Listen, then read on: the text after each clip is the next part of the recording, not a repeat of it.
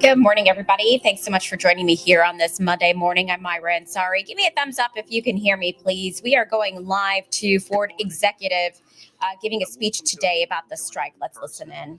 To everyone watching via live stream. My name is Corey Williams. I'm the plant manager at the Dearborn Truck Plant and the Rouge Electric Vehicle Center here at the historic Ford Rouge Center. There are nearly 9,000 employees at the Rouge, where we assemble the F-150, the Raptor, and the Lightning that help make Ford America's #1 best-selling truck manufacturer. The complex produces engines, stamp parts, stamping dies, and a number of other components. We are here at the Rouge Visitor Center, which opened in 2004. Since then, hundreds of thousands of people have been through the factory tour to learn about this marvel of American manufacturing. It is my honor today to introduce Ford's Executive Chair, Bill Ford. There has been no greater friend to the Rouge and its employees than Bill, and we are grateful for his leadership. Please join me in welcoming Bill Ford. Thank you. Well, thank you, Corey, and good morning, everybody. And thank you so much for joining me today at the Rouge. I wanted to meet here today because at 105 years old, the Rouge tells the story of Ford, the UAW, and America itself like rings on a tree. It's the living history of how we have endured every crisis the world has thrown at us and come out stronger together. This is where we build so many of our iconic models through the years. And when called upon by our country, helped democracy prevail in 2 world wars by building boats, tank parts, and jet engines. And when an explosion here took the lives of several of our employees, we got through those hard months as a family. When the pandemic upended our lives, factories like this one allowed us to turn on a dime to make life-saving PPE for frontline workers. A couple of decades ago, some executives wanted to shut down the Rouge. They thought it was just a rusting relic of another era. And I said no. Instead, we turned it into the most environmentally advanced plant in the industry.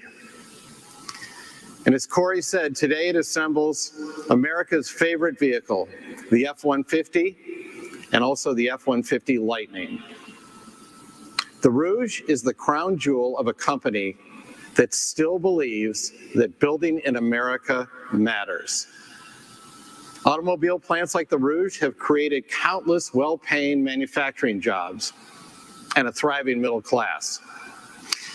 And they have become the foundation of our communities and the Midwest cities that we know and love.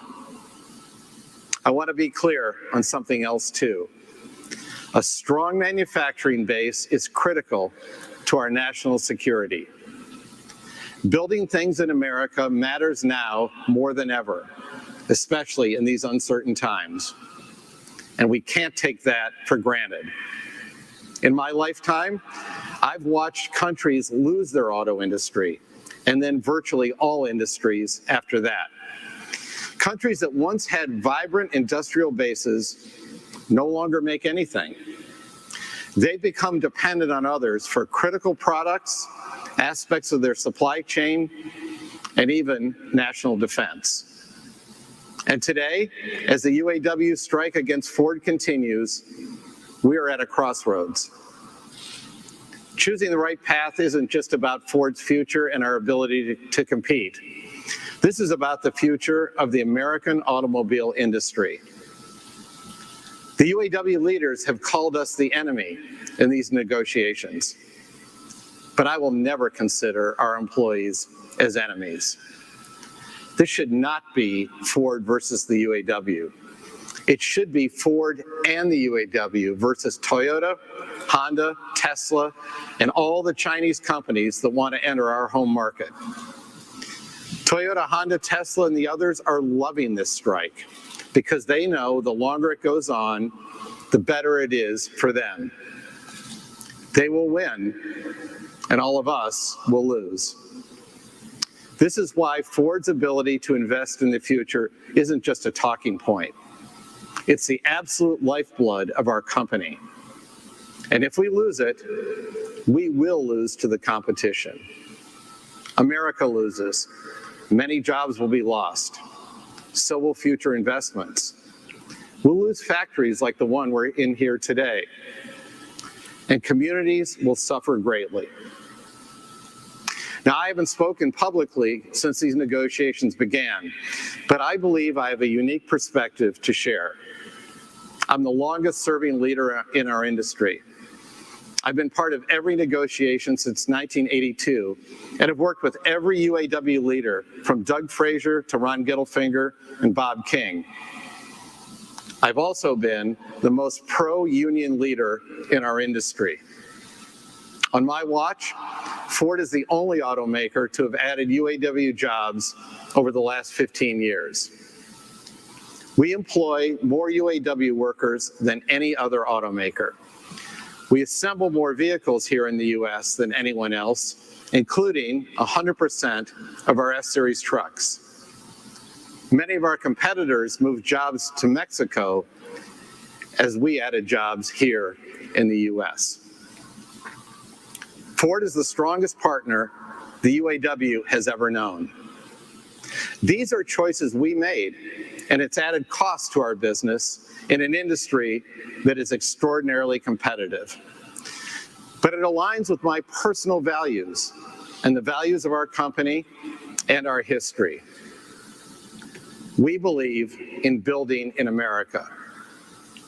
Every set of negotiations has been challenging, but at the end of the day, we've always recognized that we're all Ford, and we will succeed or fail together.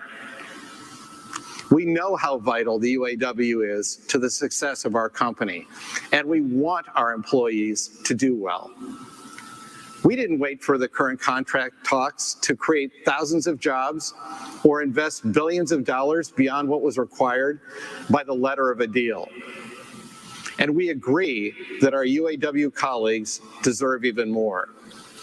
And that's why we've offered a record contract which would make our UAW employees among the best paid manufacturing workers in the world.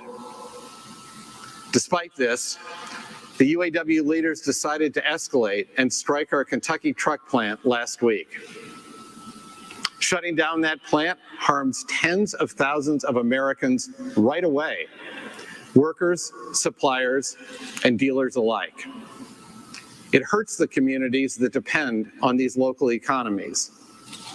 If it continues, it will have a major impact on the American economy and devastate local communities. The supply base is very fragile and will start collapsing with an expanded strike. But it doesn't have to go that way. We can stop this now. And I call on my great UAW colleagues, some of whom I've known for decades. Many are close personal friends. We need to come together to bring an end to this acrimonious round of talks. I still believe in a bright future, one that we can build together. I still believe the automobile industry is a major force for good in our country. And we will continue to be there when America needs us most. Ford has strong leaders, the best product lineup we've ever had, and a talented workforce. This is an incredible chapter in Ford's history. If we seize this moment, it will mean jobs, profit sharing, and security, and growth and prosperity for all of us. but the price of failure should be clear to everyone as well. Let me close with this. After 120 years, Ford is still a family company. Unlike the pundits and politicians who've been weighing in on this conversation, this is deeply personal to me. When the TV cameras turn off, I'll still be here. I'm only the fourth member of my family to lead this company, and I always take the long view. I'm working for a bright future, not just for my children and grandchildren, but for the hundreds of thousands of families that depend on the Ford Motor Company. Those families are counting on us. Let's come together, reach an agreement so that we can take the fight to the real competition. And let's build a great company for years to come. Thank you all very much.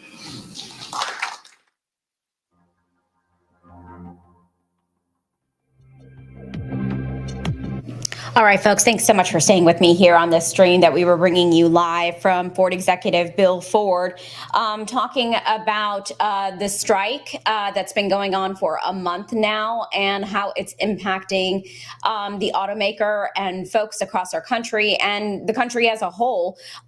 Bill Ford had mentioned Building in America Matters, just some things that I jotted down, that they were at a crossroads with the union. The UAW leaders called, according to Bill Ford, Ford the enemy, but he does not believe that as so. He says that they are together all as one. It should be Ford versus not the union members and its employees, but Ford versus the foreign companies that are out there. He talked about how important it is now to come together to reach an agreement. He's been with Ford, of course, family company, 120 years. It's been around, and he's the fourth member of his family to lead the company. So I appreciate you all sticking with me through this stream. He said that this is the first time he's talked about this strike in particular, coming forward in front of the camera, addressing it. So this is a pretty big moment for Ford to present that here. So I appreciate you all staying with us, and we will have much more coming up later on Wave News later today. I hope you have a great day. Thanks.